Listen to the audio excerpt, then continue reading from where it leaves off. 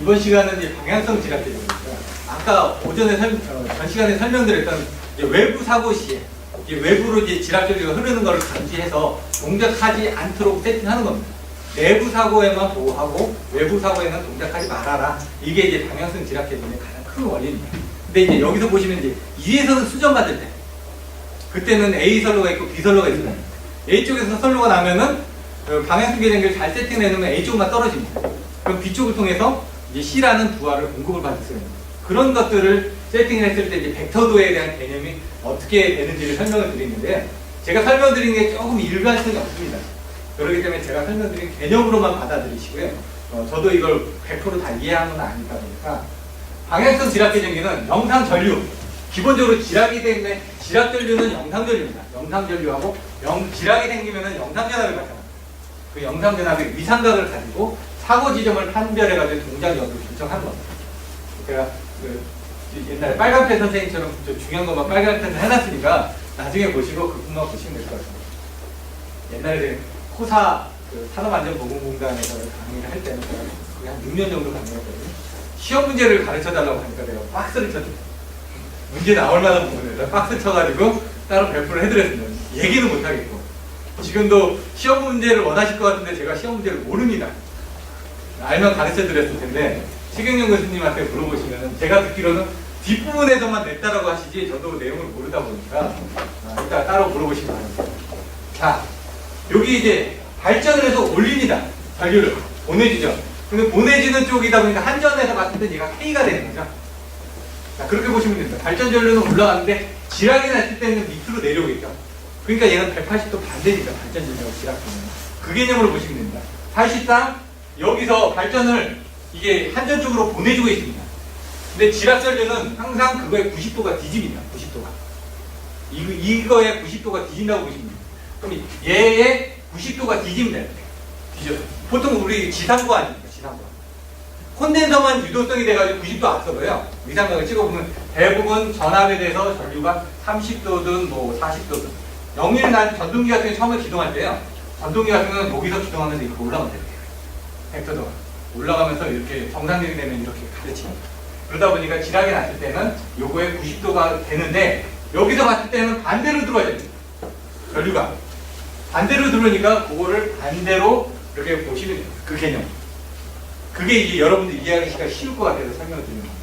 여기 같은 경우는 제가 발전을 하는데 여기 CT 방향이 L쪽이니까 얘가 봤을 때 저쪽이 아니라 이쪽으로 보여지는 거죠. 이쪽을 보여지는 건데 아까처럼 90도가 뒤진다고 그랬죠. 90도가 뒤지는데 요거 같은 경우는 90도가 뒤지는데 그거에 대한 또 반대 개념으로 보면 90도가 뒤진 거에 반대 개념으로 이렇게 보셔야 되겠다. 뭐 요거는 조금 안 맞습니다. 근데 이제 그런 개념으로 이제 여러분들이 이해를 하셔도 되지 않을까.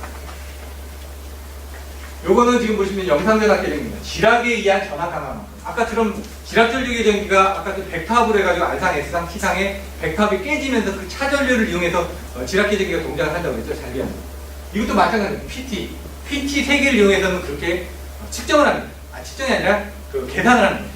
GPT는 측정을 하는 겁니다. A, B, C, D, E, F 해가지고 3차측에 전압이 걸리는 걸 측정을 하는데 사고가 났습니다. 사고 나면 전류가 많이 흐르겠죠. 그러니까 P라는 부분이 P는 루트상 V 해가지고 P라는 거를 공급하고 있었는데 사고가 나서 전류가 많이 흘렀습니다. 그럼 P는 일정하니까 전압은 떨어지겠죠. 그러니까 전압이 여기 있던 부분이 전압이 이렇게 떨어졌습니다. 이만큼. 요 떨어진 만큼이 여기 생기는데 왜 이쪽에 생기느냐? 그거는 자료를 보시면 GPT 3차측을 보시면 A, B, C, D, E, F 해가지고 F에다 접시를 잡아놨죠.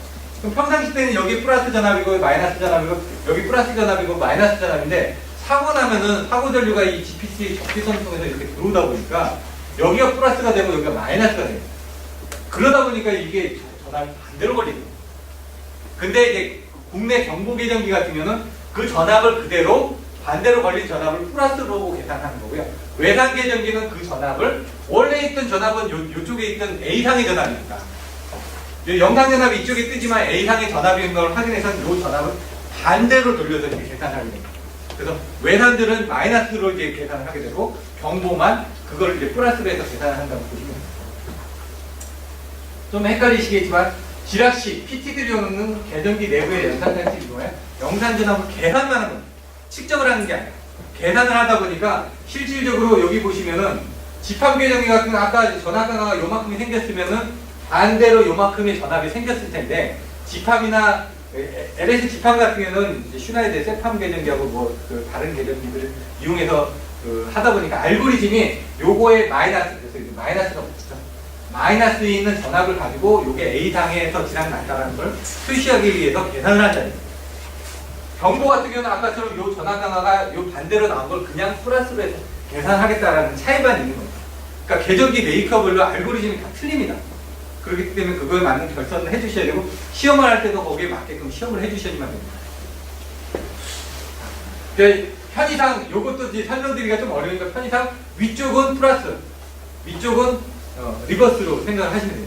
그래서 여기서 영상전압이 아까처럼 LS 거니까 이건 LS 거니까 아까 지나가는 부분에 3으로 표시를 했다는 얘기입니다. 이쪽으로 났는데 A, B, C, D, E, F로 해서 이렇게 나온 거를 거꾸로 뒤집어가지고 180도 뒤집어서 이렇게 생각을 하고 있다는 얘기입니다. 거기서 이쪽 방향으로 전류가 이쪽으로 흐를 거니까 그래서 K인 경우는 이쪽 방향을 보고 L인 경우는 이쪽 방향을 해서 얘는 포워드를 보고 이제 리버스를 본다. 이런 개념으로 생각하시면 됩니다.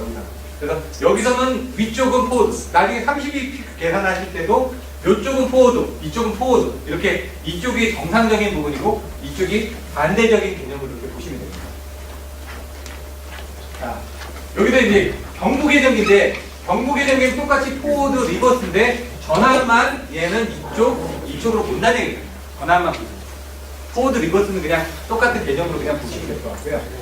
요거는 다른 개념인데 얘는 또 반대로 되어 있습니다. 그러다 보니까 일관성이 없어서 그때에 대한 내용을 보시면 되는데요. 여기 보시면 계약 전력이 30%를 하다 보니까 지압 전력은 지금 0.01 아래에 있는데 당연히 스텝이 나옵니다. 0.01이 딱 나옵니다. 그래서 여러분들이 이제 저항 접지 같은 경우에는 보시면은 상권선 CT를 쓸 때 300대 5 이상의 CTB에 대해서는 상권선을 쓰거나 ZCT를 쓰게끔 하는 게 요 세팅 레인지가 안 나와서 옛날에 경보 계정기에 세팅 레인지가 안 나오다 보니까 그렇게 진행을 했던 거고요. 요즘은 디테일 계정이다 보니까 세팅 레인지들이 어느 정도 나옵니다. 그래서 CTB가 크더라도 이제 세팅 값은 나오는데 문제는 이겁니다. 변압기가 있고 변압기 1차 시기에 지압 계정기의 저항 접시는 아니든 간에 변압기가 인러시 커렌트는 동작을 합니다. 인러시 때 얘를 잔류회로로 설계하면은 예를 들어 1000대 5짜리에 잔류회로로 하게 되면 여기 차전류가 흐릅니다. 그러면 아까처럼 저항 접시에 맞춰서 세팅값을 낮춰놓으면 그 잔류회를 동작을 할 수가 있습니다. 그래서 그런 것들은 저한시보다는 반한시 개념으로 같이 보면 되고요. 항상 OCR이나 OCGR 요소에도 2고주파나 5고주파 억지 요소를 브로킹을 넣을 수가 있습니다. 디지털 계정입니다. 그래서 그것들을 넣어주시면 엔드 조건으로 넣어주시면 오동작을 하지 않으니까 그런 부분을 안내를 해주시면 됩니다. 네, 대부분 이제 아류들이 많죠. 이렇게 계정기 정정을 많은 업체에서 합니다. 수많은 업체에서 하는데 사실 경험이 좀 부족하다 보니까 다 쫓아서 하면 어차피 세팅 크리테리아 가지고 그 기준대로 똑같이 맞춰주면 됩니다. 코에 걸면 코걸이고 귀에 걸면 귀걸이기 때문에 이게 틀렸다 맞았다고 얘기를 못합니다. 하지만 조금씩 부족한 게 있죠. 2% 부족한 거. 그런 것들을 이제 조금씩 더 선정을 해주시면 됩니다. 공장에 따라서 아니면 공정에 따라서 특이한 어떤 특성들이 있거든요. 부하의 특성들. 모토를 보시면 모토의 기동 특성이 고체냐 액체냐 기체냐에 따라 틀려집니다. 기동 시간이 틀려집니다. 그런 것들을 봐야지만 되는데 그냥 그 제조사에 준 그 시험 특성 가지고 세팅하게 되면 모터 솔로를 테스트하다가 떨어집니다. 그럼 조금씩 올리는 겁니다. 세팅값. 모르니까 특성은. 자 보시면 여기 라인 쪽에 가지고 마이너스 45도를 해놨습니다. 보시면은 여기는 전압이 이렇게 아까처럼 뜬 거죠. A상에 사고 나서 전압이 이렇게 떴는데 그걸 반대로 본다고. 외상기를 반대로 보고 거기에 대해서 아까 거기에 대해서 90도 정도 기진 전류가 흐른다고 말씀드렸잖아요. 그래서 부하가 이쪽으로 흐르는 겁니다. 그래서 여기 보시면은 내가 이쪽으로 보는 거니까 그쪽을 그 한정 구간에 대해서 이렇게 이제 리버스로 해서 이제 세팅을 한 겁니다. 이게 맞는지 틀린지 여부는 저희도 모릅니다. 그래서 항상 현장 가서 테스트를 해보라고 얘기합니다. 테스트해보기 지금 모르거든요. KL이 바뀌었을 수도 있습니다. 여기 와서 계정기로 들어가면서 KL이 바뀌는 경우도 있고요. 그 다음에 이 영역이 맞는지는 좀 잘 모르다 보니까 방향성 계정기는 항상 현장에서 테스트를 하면서 플러스 마이너스 반대를 넣어가면서 SDR 계정기 테스트 하실 때 여러분들 위상각을 여기서 이렇게 줘가지고 끝에서 동작하는 감도를 보지 않습니까? 이쪽으로도 돌려보고 그렇게 다 하신 것처럼 얘들도 방향을 K를 맞춰가지고 맞는지를 한번 확인해 보셔야 됩니다. 요게 지금 요게 그 태양광 쪽 했던 부분인데 주파수 계정기가 나중에 그런 뒤에 설명을 드리겠지만 DT분의 DAF라는 그 레피드 말이 제가 갑자기 생각이 안 나요. 하여튼 비율로 동작합니다. 하는 겁니다. 그런 것들은 제가 테스트 한번 해봐서 그런 것들은 설명을 드릴 수가 있을 겁니다. 이 방향성 지압 계정기인데 고정 접지 계통에서는 아까처럼 뭐 얘기한 것처럼 전류 방향이 있으면은 지락이 나면 90도가 나야 되는데 저항이 있다 보니까 이게 각이 틀어지는 겁니다. 알상고 때문에. 이게 여러분들이 이제 비접지 계통에서 저항 접지 계통으로 바뀌게 되면 위상차 같은 변동이 생깁니다. GPT의 수량하고 상관없이 케이블의 정정 용량에 따라서 틀려지거든요. 케이블의 정정 용량이 크면은 GPT 개소에 상관없이 어느 정도 100옴 이하까지는 영상 전압은 다 나옵니다. 100옴 이상이 되게 되면은 한 1000옴 정도 되면 영상 전압 자체가 뚝뚝뚝 떨어집니다. 그래서 가장 중요한 게 비접지든 뭐 저항 접지든 GPT의 개수가 중요한 게 아니라 케이블의 정전 용량이 중요하다. 이런 부분만 알고 계시면 됩니다. 보통 이제 케이블의 정전 용량 같은 경우는 보시면 한 킬로미터당 한 1A 정도 생각하시면 됩니다. 6.6kV는 0.8에서 0.9A, 22.9kV는 한 1.2A 정도까지 나오거든요. 케이블 굵기가 크면 클수록 정전 용량은 커집니다. 그걸 또 이제 한 상당인데 세상을 다 봐야 되고 또 GPT가 어디서 사고 났냐에 따라 GPT를 통해서 분류되는 전류가 또 R값이 또 틀려지고요. 거기에 따른 이제 C값이 또 틀려지고 하기 때문에 좀 복잡합니다. 근데 이제 통상적으로 여러 개를 많이 쓴다 그러면 한 30개를 쓴다 그러면 여기나 똑같습니다. 케이블이 거의 비슷하니까 거의 500m 정도밖에 안 가는데 케이블이 긴 데가 어디냐면 제가 다녔던 공항이라든가 철도라든가 항만이라든가 이런 데들은 케이블이 5km, 6km 갑니다. 한번 가면 루트가 그런 경우는 이제 문제가 있어요. 그런 피더가 여러 개가 있거든요. 그래서 여기 같은 경우는 아까처럼 포드가 이쪽이라고 얘기를 했는데 그게 위상각이 변하면서 각이 좀 틀려지기 때문에 이런 것들은 여러분들이 좀 보셔야 될 것 같다. 이제 방향성 계정기의 그 동작이 어떻게 되는지 보여드리는 겁니다. 여기 보시면 GPT를 통해서 영상 전압을 받아들입니다. 여기 A를 한전 쪽으로 보고 B를 이제 발전 쪽으로 본다면 발전 쪽을 주로 하기 때문에 이쪽으로 가는 전류를 이제 개측을 해야 되니까 이쪽을 K로 놓은 겁니다. 그러면 저 B 쪽에서 사고 났을 때하고 A 쪽에서 사고 났을 때 어떻게 바뀌어지는지 그걸 보는 겁니다.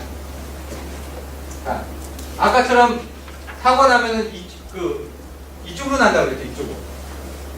얘는 반대로 그리면 그래요.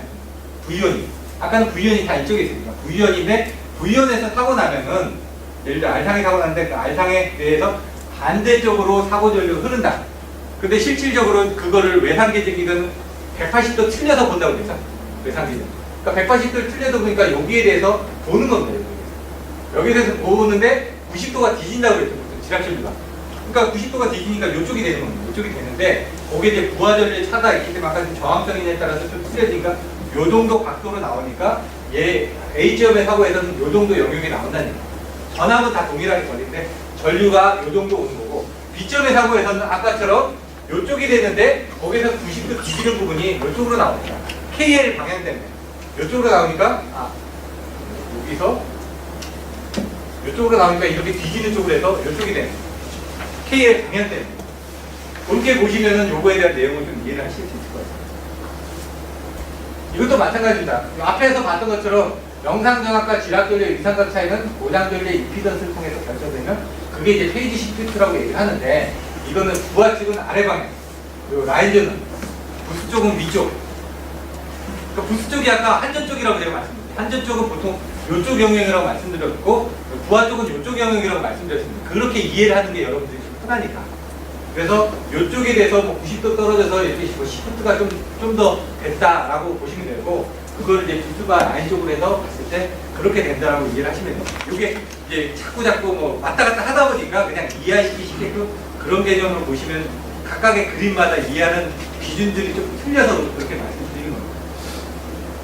요거는 아까 얘기했던 A하고 B인데요. 자세히 보시면 아까 CT의 KN에 따라서 틀려진다고 했죠.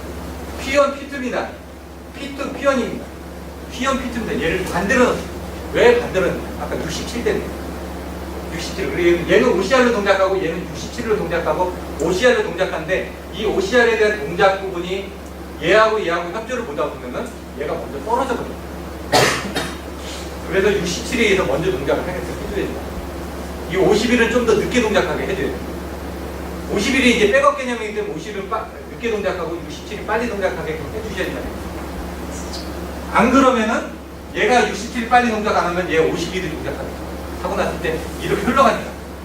그러면은 얘도 동작하고 얘도 동작하면 얘는 전원을 못 쓰겠죠. 그래서 나중에 이제 협조를 보실 때 그런 걸 보고 하시는데, 그거를 요 아이제로 벡터는 다 똑같은데 여기 보시면은 요게 부하전류 P1 P2니까 부하전류가 이쪽으로 흘렀습니다.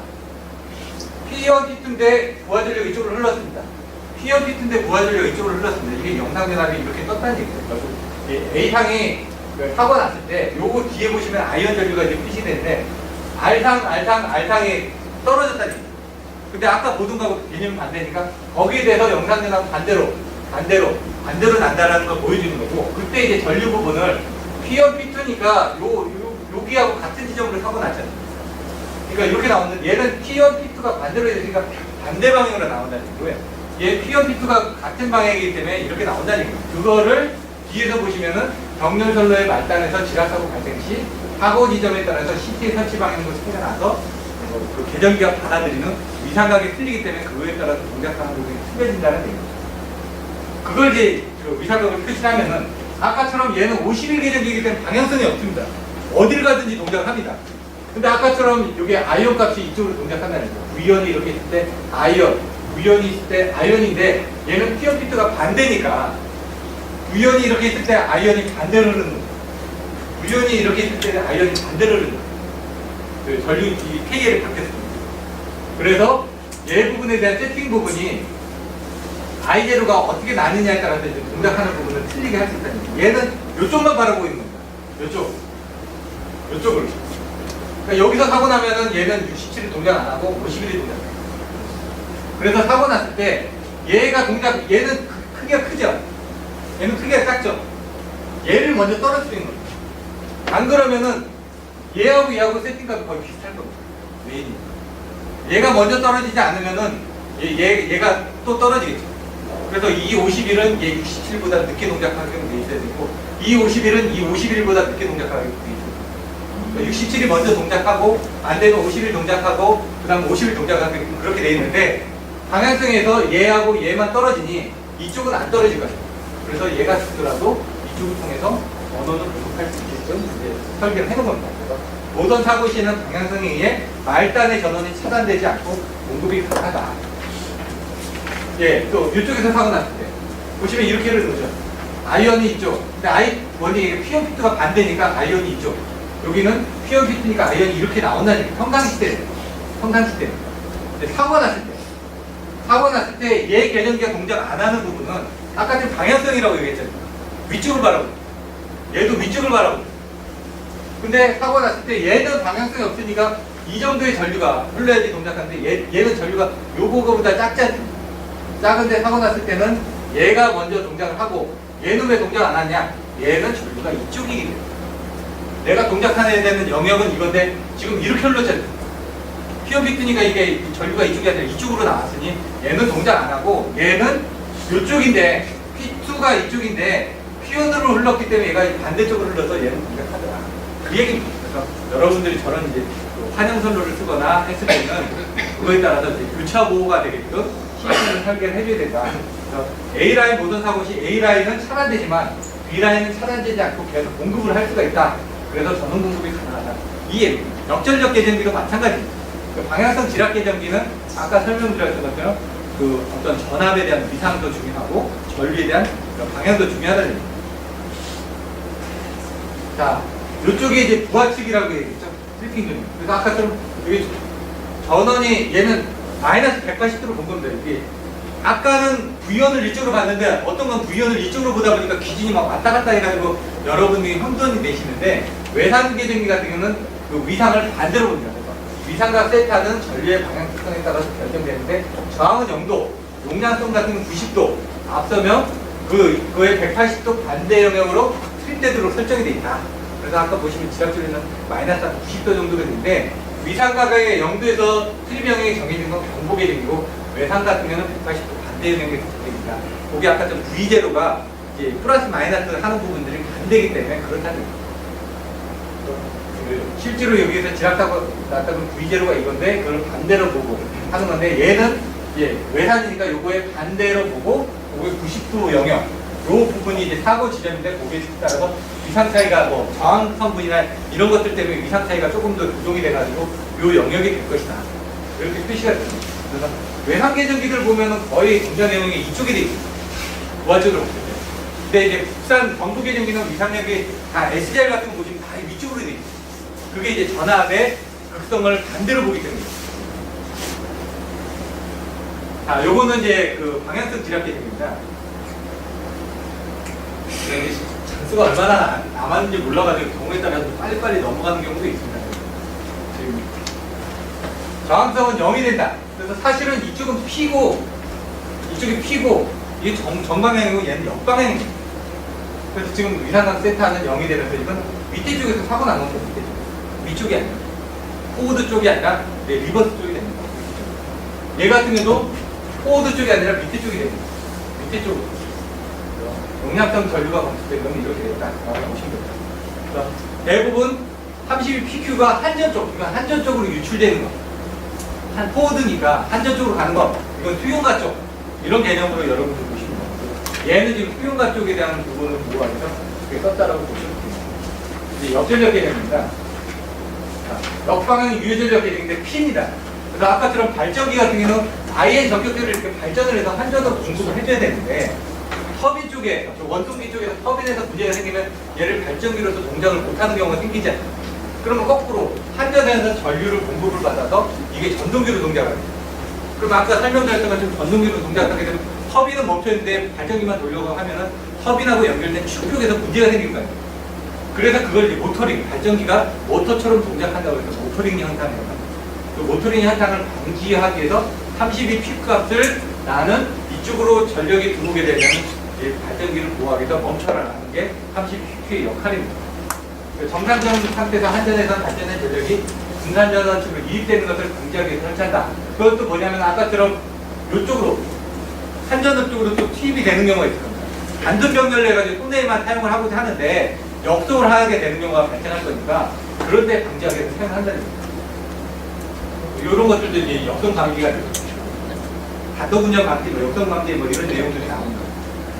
여기 나와 있는 모터링 방지가 발전기 보호에 사용되어 발전기 축으로 역조류가 발생하는 걸 방지하여 발전기를 보호한다. 이 내용입니다. 그러다 보니까 이건 한전으로 넘어가는 32 PQ 값을 되게 민감하게 세팅해요. 25W 같은 경우는 아주 작습니다. P는 루트상 V 곱하기 I거든요. 그러면 루트상 곱하기 22.9 곱하기 예를 들어 100A 하게 되면은 100A 하게 되면 그냥 꽤 커지겠죠. 1000 메가와트가 될 겁니다. 근데 그거에 25W라는 건 전체 용량이 100%도 안 되는 거죠. 발전기. 근데 손해용 발전기 같은 게 다 용량이 어느 정도 될 거예요. 분산형 전원 같은 게 용량이 좀 작겠죠. 그런 것들 때문에 이렇게 낮춰놨는지 모르겠지만 하여튼 좀 민감하게 해놨고요. 그 다음에 시간은 0.5초에서 2초로 되어 있습니다. 근데 그 발전기 내부에는 0.16초에 동작하게끔 세팅을 하게끔 규정입니다. 분산형 전원 규정. 발전기 내부는 0.16초고요. 그 다음에 외부로 나간 한전하고 보호흡을 하는 부분은 대부분 0.5초로 세팅합니다. 발전기 자체는 0.16초로 나와 있습니다. 자, 보시면 RST가 있는데 이것도 이제 좀 이따가 좀 헷갈리실 수가 있는데 얘는 또 R상을 또 이쪽으로 그려놨습니다. 아까는 외단 이쪽으로 갔다 하다 보니까 이제 기준이 막 헷갈리시는데 여기는 억제 영역이고 동작 영역입니다. 아까처럼 스리핑 존을 이쪽으로 해놨는데 이쪽이 플러스 그 다음에 이쪽이 플러스 개념이 됩니다. 여기서 얘가 플러스 개념입니다. 반대로 한전 쪽으로 올라가니까 거꾸로 올라가니까 이걸 이제 반대쪽으로 보는 겁니다. 자, 근데 여기서 보시면 R상, S상, T상이 있습니다. R상이 있고요. 그러니까 R상에 대해서 아까처럼 반대로 역전력이 되니까 지금 제목이 역전력이거든요. 거꾸로 간다니까. V이온에 대해서 아이온도 이쪽으로 나와 있는데 아이온 반대로 갑니다. R상의 반대 아이온. 그러니까 IR 전류가 이쪽으로 가게 되면 이 부분을 분장 영역으로 계산해라. 그 다음에 S상 같은 경우. S상 영역이 요건데 그거의 반대 영역에 대해서 동작을 해라. T상 영역이 요거인데 요거에 대해서 반대로 동작해요. 이겁니다. 그러니까 각상을 R상, S상, T상은 각각 단상으로 본 겁니다.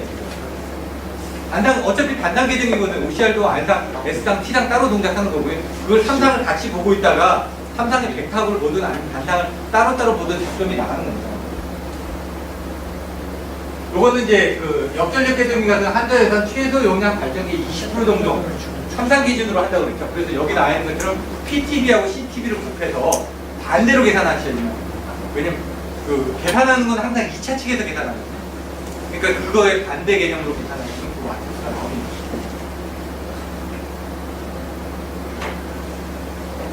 (1650W에) 20%면은 이게 지금 165W에다가 330이네. 근데 아까 25W라고 했죠.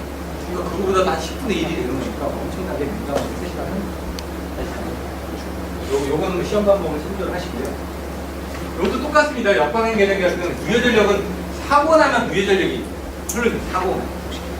사고 나면 지락전류가 생기고 전압이 생기고 부여전력이 거기에 따라 생긴다라고 보시면 됩니다.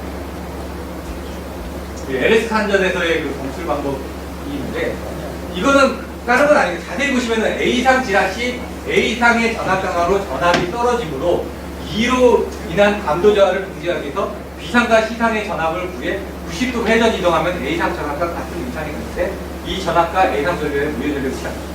되게 어렵죠? 그림을 하나만 그려보면 되게 쉽습니다. A상에서 사고 났습니다. 근데 이거를 실질적으로는 측정을 해야 된다는 거예요. 측정을. 근데 지금 PT를 이용하다 보니까 측정을 하는 게 아니라 계산을 하는 거죠. 그러면 B상하고 C상에 대한 전압차를 구해서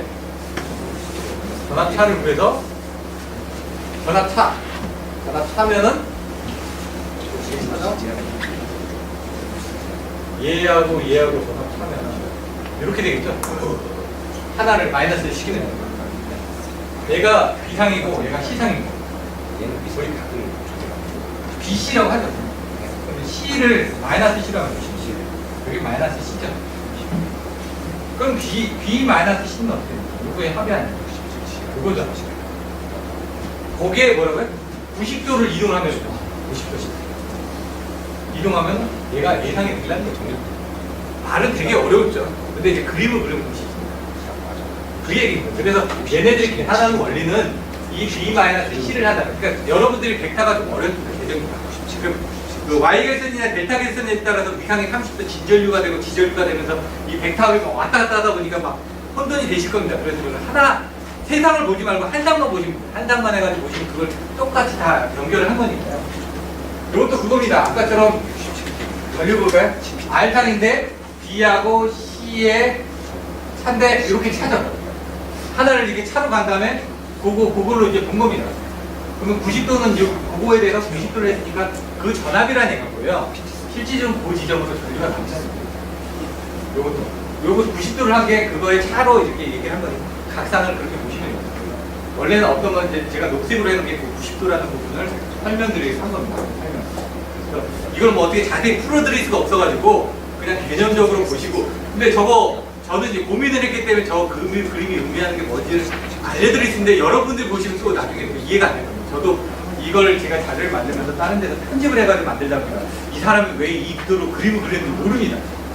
교육을 안 받았으니까 저는 자료만 보고 하다 보니까. 그래서 나름대로 제가 이해하기 쉬운 쪽으로 그냥 설명을 드리다 보니까 그게 안 맞을 수도 있죠.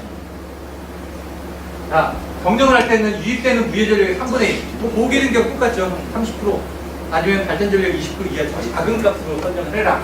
그리고 시간은 0.5초 이내로 해라. 이런 것들이 나와 있다는 거예요. 역전력 계정에서 얘가 아까 플러스 쪽, 얘가 플러스 쪽, 그 개념이라고 했죠.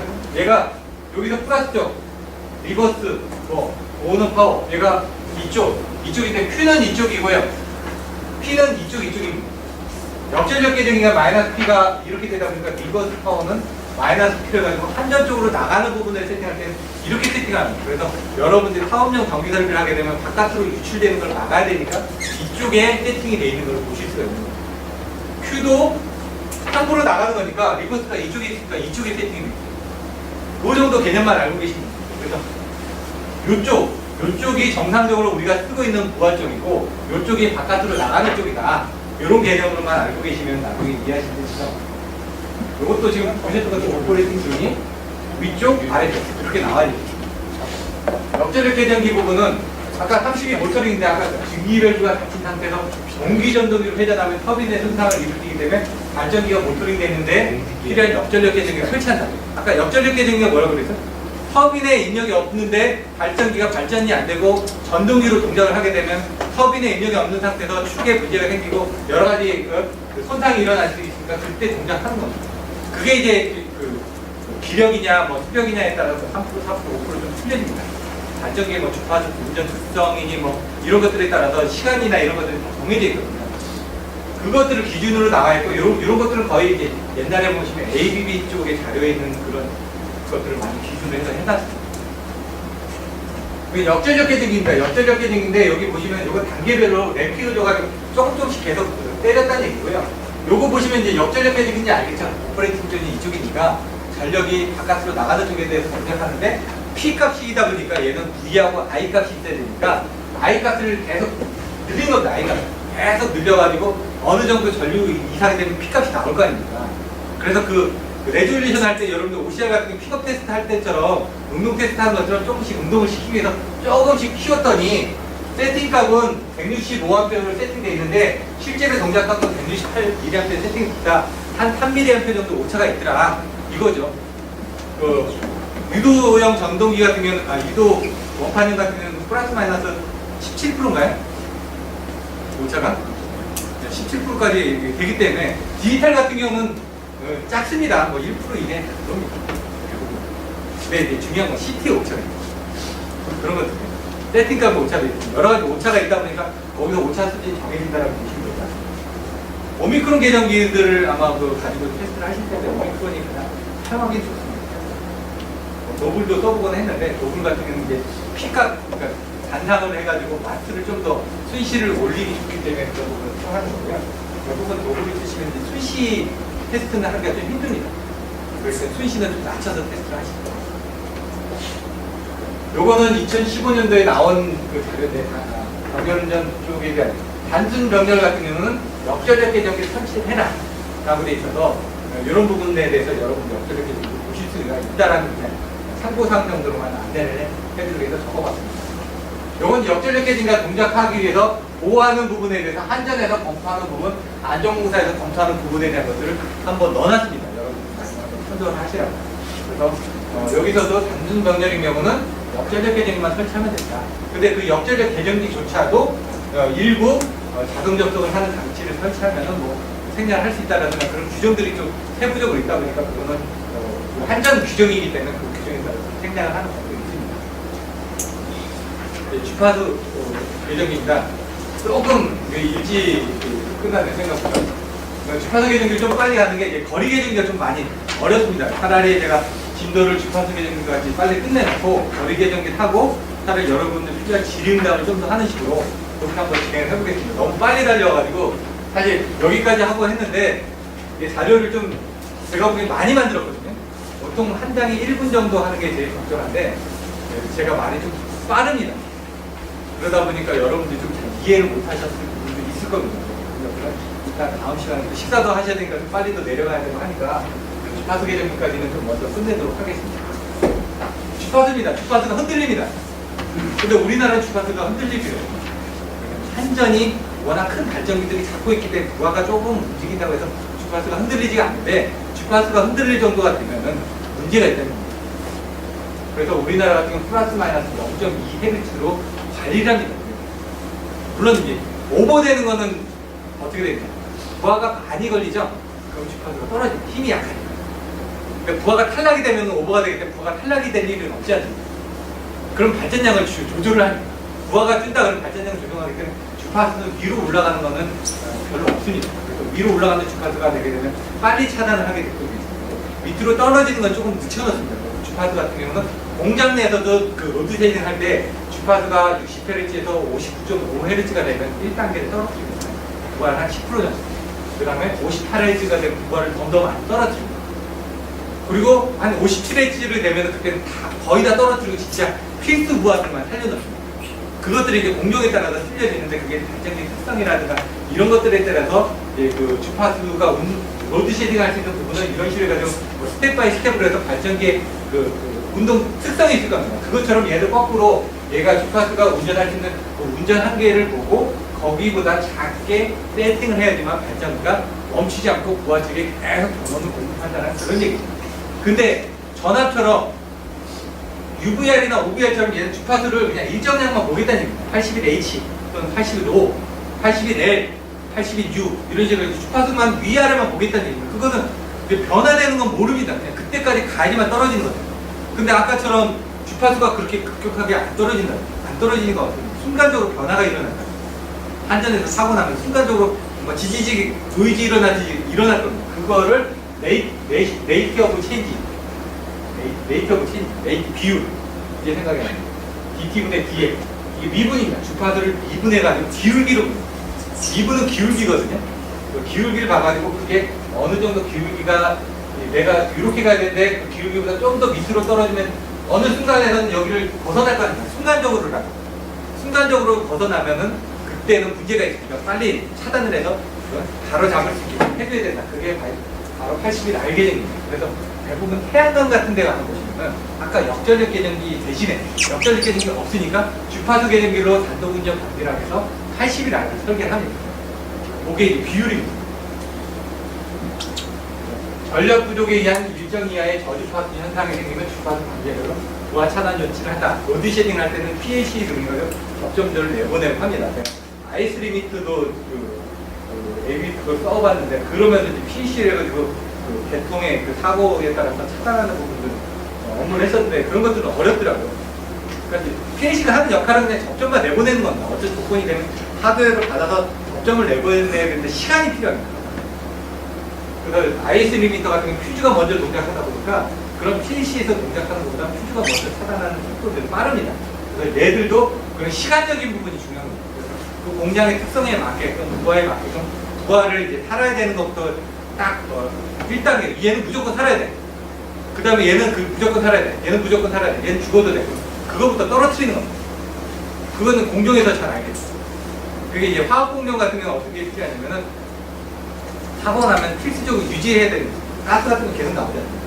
그러면 그 가스炉같은 경우에 있으면 그 안에는 계속 열을 가해서 얘가 냉각이 되면 안 되기 때문에 어느 정도 히팅을 시켜줘야 되는 부하들이 있어요. 라인이 죽더라도 그 라인에 대한 것들이 열을 유지를 해야 되는 게 있습니다.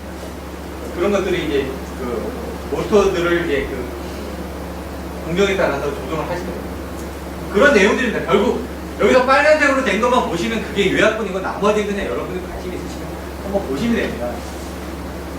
자, 요건 비정상 주파수에 대한 겁니다. 주파수가 30kW만 추가되면은 0.16초라고. 그러니까 모든 어떤 신재생 에너지 자체 내에 보호 장치에는 0.16초에 동작하게끔 세팅이 되어 있을 겁니다. 그 설비 자체에 어떤 보호 장치가 있다 보면은 걔는 0.16초에 세팅이 되고요.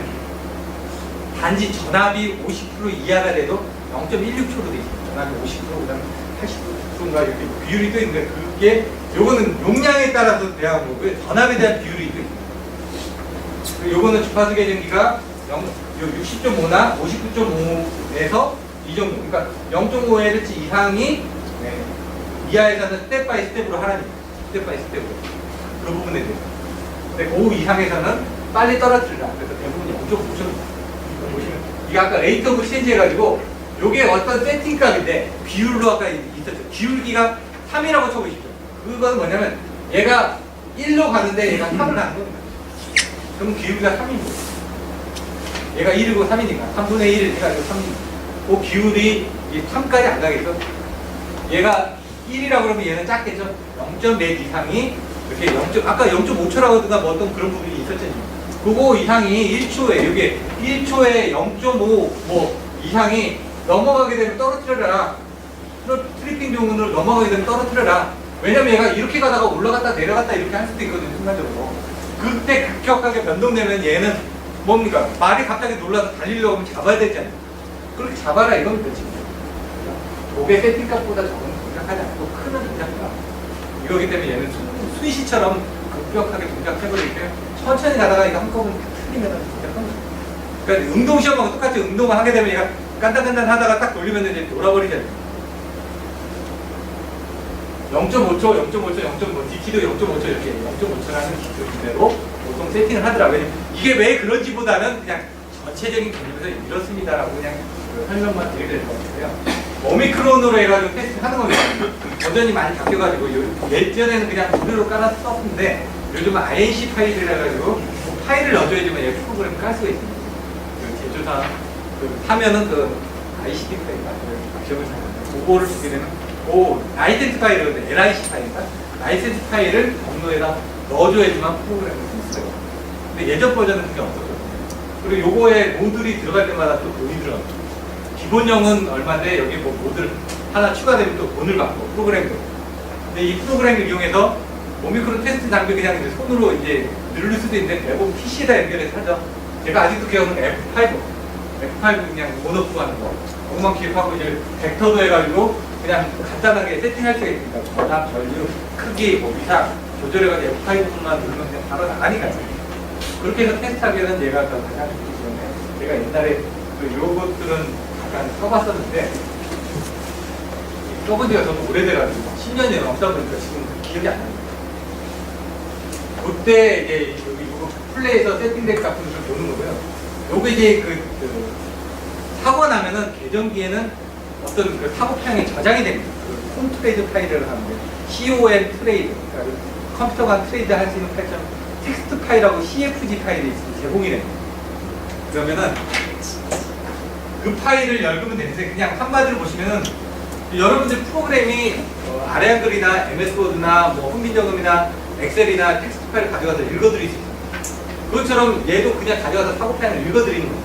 근데 컴트레이드 파일이라는 이거는 대명사인데 여기 TXT하고 CFG라는 확장자를 가지고 있는 두 개를 받으셔야지만 읽어드립니다. 그냥 컴트레이드 파일 주세요 했는데 이것만 주시면 못 읽어드립니다. 그 메이커에 따라서 한 개 파일을 더 제공하는 경우도 있죠. 그러니까 얘는 뭐냐면 데이터만 있습니다. 데이터만. R에 얼마, X에 얼마 뭐 이렇게 되는데 이쪽에 뭐가 있고 이쪽에 뭐가 있다는 컴퓨레이션에 대한 데이터가 CFG에 들어있다고 보시면 됩니다. 두 개를 가져가면 이 데이터 딱 갖다 놓고 이게 뭐라는 게 있으면 그걸 가지고 이제 그림을 그려주는 거예요. 엑셀에 그림 그리듯이.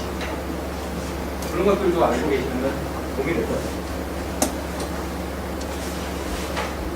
화면을 늘렸다 줄였다 마음대로 할 수 있고요. 그 다음에 필요한 부분에 대해서 시간을 넣어서 세팅을 하실 수 있고 세팅해서 테스트를 할 수도 있습니다. 요거는 이제 접점이 나간 시간적인 부분을 보는 거죠. 어느 순간 얘 접점이 나갔다. A접점에서 B접점으로 나갔던 그런 타겟들이 타이밍 체크가 됩니다. 이것을 보여줍니다. 잠깐 쉬었다가 버리게 되면